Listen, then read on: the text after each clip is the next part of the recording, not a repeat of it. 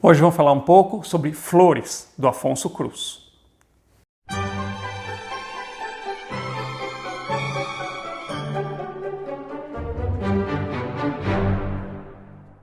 Oi pessoal, tudo bem? Sou Humberto, esse aqui é o canal Literário Primeira Prateleira e vim então conversar com vocês sobre mais uma leitura, o livro Flores, do escritor português Afonso Cruz. Tá?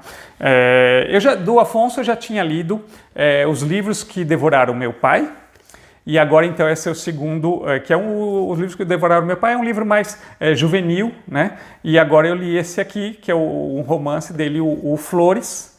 Afonso Cruz, que está lançando livro novo pela editora dublinense, mas hoje eu vim falar com vocês então um pouco sobre esse aqui, o Flores. O Flores ele é narrado em primeira pessoa pelo Kevin, e no primeiro capítulo, no começo do livro, ele está falando sobre a morte do pai dele. Então, puxa, esse é um assunto que me interessa muito, né, escrevendo sobre isso também, e achei muito bonito esse primeiro capítulo, ele falando sobre a morte do pai. E depois, em seguida, ele começa a falar um pouco sobre a relação familiar dele, sobre ele, a mulher e a filha, a Beatriz, a filha pequena dele. Então a gente tem essa família e a gente vai vendo como essa família se estrutura, quais são os problemas ali de relacionamento que estão ocorrendo. E aí vai entrando na história o Sr. Umi, que é um vizinho deles, com quem o Kevin vai cada vez se aproximando mais. E aí ele descobre, assim, né, isso não é spoiler, tá bem na história, no início da história do livro, o Sr. Umi ele sofreu um aneurisma e ele perdeu a memória, assim, então ele não lembra sobre o passado dele, sobre a vida dele. E aí então o Kevin começa a ajudar, começa a investigar o passado, a vida do Sr. Umi, e tentar resolver os mistérios que cercam a vida dele. Então ele vai se aproximando cada vez mais desse Sr. Umi, que parece assim, substituir esse vazio dele, da falta do pai dele. Ele fica, cada vez mais a gente vê essa relação meio de pai e filho até se formando entre os dois, e principalmente também de avô com neta, com o Sr. Umi e a filha do Kevin, que é a Beatriz, que tem uma proximidade muito grande, uma afinidade muito grande. Então aí o livro, a maior parte do livro vai ser isso, vai ser, nós vamos investigar junto com ele, nós vamos ver junto com ele, tentar conhecer esse passado do Sr. Umi e recuperar essa memória que ele perdeu.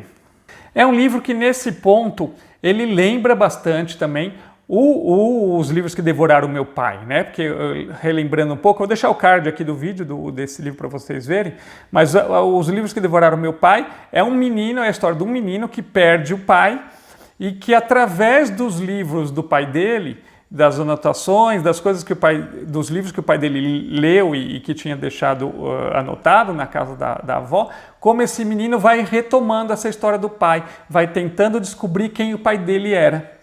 E nesse aqui, então, a gente vê o Kevin, esse narrador, tentando descobrir qual era a vida desse Sr. Umi. Então, é um livro parecido nesse ponto de vista. É um livro que, assim, dificilmente em livro de ficção eu costumo fazer marcações, só uma coisa ou outra, mas esse aqui eu fiz várias marcações. Elas estão amarelinhas, vai ser difícil vocês verem, ó.